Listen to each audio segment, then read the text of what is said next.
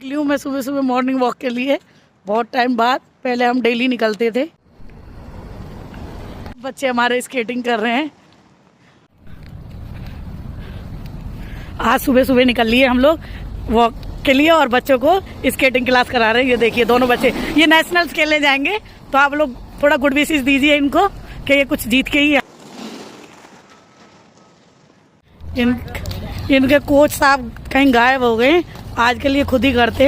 Self का भी ना अपना ही मजा है।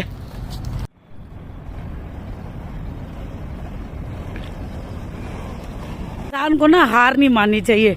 कई बार क्या होता है, कुछ लोग ज़्यादा बिजी हो जाते हैं तो टाइम नहीं होता। तो बच्चों को ये है कि खुद भी करें तो उनके काम आएगा। और सेल्फ प्रैक्टिस का तो जो मजा है वो आपको ये बच्चे ही बताएंगे। कैसा लग रहा है तुम दोनों को? बढ़िया लग रहा है, मस्त लग रहा है। मस्त लग रहा है ना? तो ऐसे ही करते रहो और नेशनल जीत के आओ। बाय बाय, मिलते हैं नेक्स्ट वीडियो।